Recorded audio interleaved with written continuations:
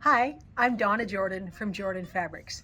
Today I'm going to show you how to make a quilt that's called circle back. And the only things we need are a jelly roll, an accent, and a background. So let's get started. The pattern has a bunch of sizes. We have a baby size all the way up to the king. I'm going to make the twin size. So I need 34 jelly roll strips, a yard and an eighth of accent, and 2¼ yards of background. Then of course we're going to need some borders and binding, but we'll worry about that later. I'm going to use almost all of these strips. All the colors will work except for the ones that are really close to the accent color. So let's just pull out those purple ones and maybe anything that's really, really light, and we will use all of the rest of them. Here are all the strips that I'm going to use, and I'm going to go ahead and make the sub cuts on all of these, and then I'm going to cut the accent and background pieces. I can't give you all the sizes because it's not my pattern, but I've made so many of Cozy Quilt's patterns, and they're very, very easy to follow.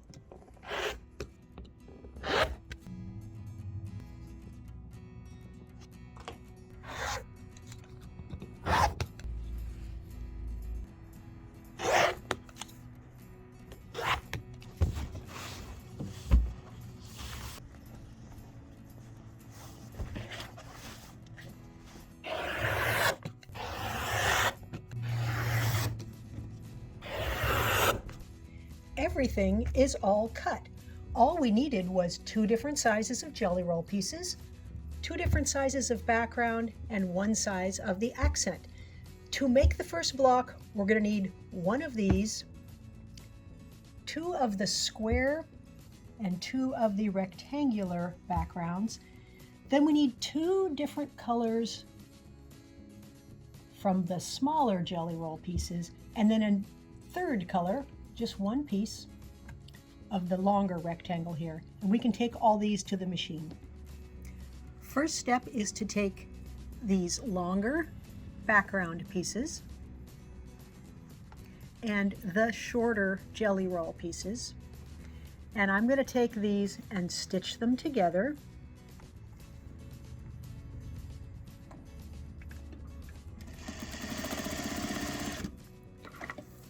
And press the seam allowance toward the darker color. We'll go ahead and do that with the second piece here, and again press the seam allowance toward that darker color. Next step is to take the accent and the other long jelly roll piece and sew a background square onto one end of each of these. Again, that seam allowance always toward the dark.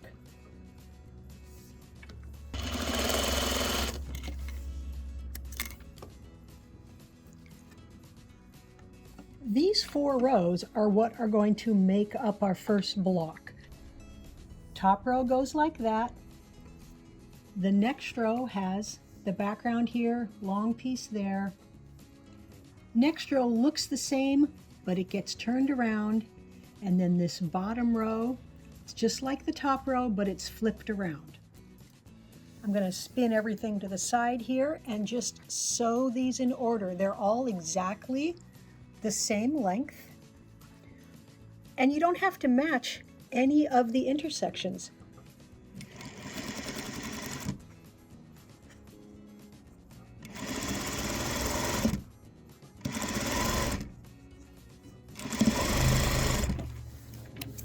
We'll press this seam allowance to the right, and I'm going to press all these seam allowances to the right, so they're all going to go the same direction.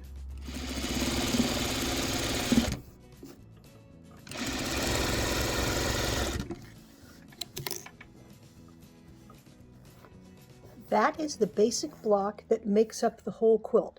So I'm going to take all of my pieces and sew them all into blocks just like this. The blocks are all stitched together. Next step is to take 4 of them, 4 different ones, over to the sewing machine. Here's how we're going to lay these blocks out. I've got all 4 stacked up with that accent in the same position in every block. I'm going to take the stack and turn it 90 degrees for that first one there. Pick these 2 up, turn it 90 more degrees, pick this last one up, and turn it 90 degrees again. So I'm ending up with that accent kind of near the outside of the block. And that's what we want, those 4 accents to be very balanced like that. All we have to do now is sew these together. So we'll take that first one. And there's only one intersection to match right here in the middle. It's pretty easy.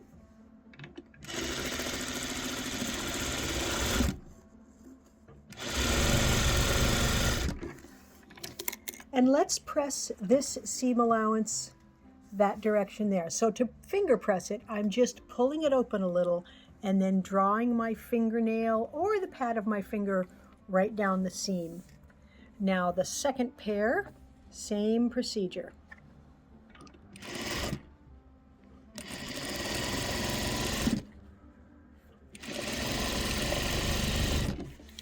This time, we'll finger press in the opposite direction, so we're going this way.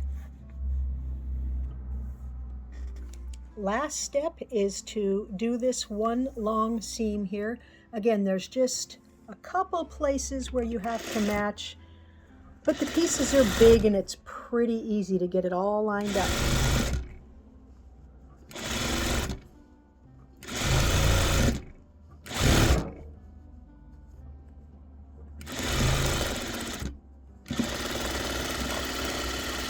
Ran out of bobbin there, but you can still see what the block is going to look like, just like that. So I'll stitch the rest of that up and get all the rest of the blocks made into 4s like that. The blocks are all done, and the layout couldn't be easier. Every block just gets laid out exactly the same way. So we're going to do 4 blocks across and 5 blocks up.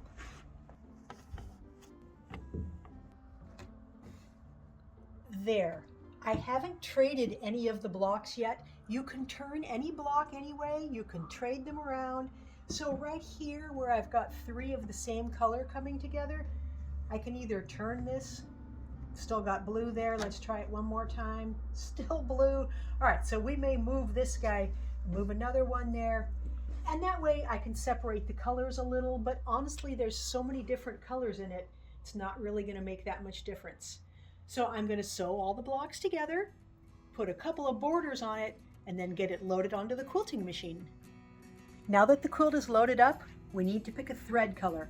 I'm going to stick with the lavender purple family, although I may use this aqua. For some reason, there's quite a bit of blue in the strips. So that won't show at all in the light, a touch, not much in the dark. And then we've got all these different lavender shades. Again, not going to show in the light at all. It'll show a little bit there. This is a nice dusty purple, and that's what color we've got in our accent. It's fairly extreme in here. I think this one will probably be the best. Let's take a look. So this one is a little bit lighter. Gonna blend in here. We'll go with that one.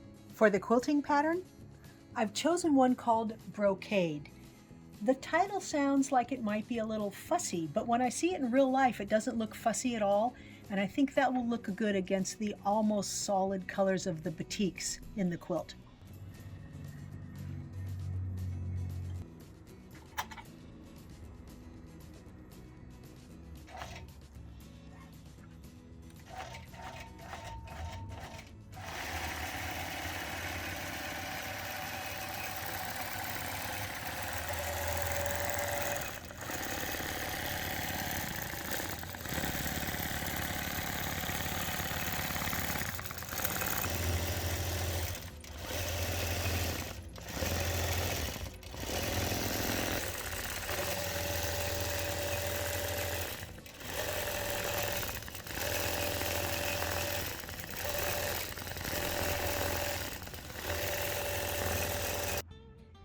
Now that the circle back quilt is all done, it's much easier to see those circles. So each one of these, there's just circles throughout the whole quilt. And because we used that accent print in the same spot in every block, it gives it really nice even weightiness. The color I used, it's kind of a dusty purple, so it makes the quilt look slightly less bright than if I would have used some sort of primary color. And the background from a distance, it looks white, but up close you can see those hints of lavender, and the batik, those watercolors give it a nice rich denseness. The quilting is quite spread out, and a lot of people like their quilts quilted like this. Not a lot of stitching, it gives it a real light look. For the binding, I just used a printed batik that's the same color as this border, and I also used that on the back side. It turned out, I think it's 74 by 98, it's a nice big size, and the pattern does have 5 sizes. It has 2 sizes even bigger than this, so there's lots of options for making your quilt. Thanks for watching our video today. We hope you enjoyed it, and if you have questions, you can leave them in the comments and I'll be sure to answer them. At the end of every video, we like to do a giveaway. Today's giveaway is a quilt called Totally Tropics. We did a tutorial on how to make this quilt some time ago, but today you can win it. So this is all made with these Moda fabrics. They're called Chickadee. We've got big blocks and star blocks. It's very easy to enter the giveaways. All you do is click the link right below this video that says giveaway and put in your name and your email address. And we can send this to a winner anywhere in the world. So good luck. Now, if you like our videos and you want to support us, the best thing you can do is subscribe to our YouTube channel. That really helps us out. Happy quilting!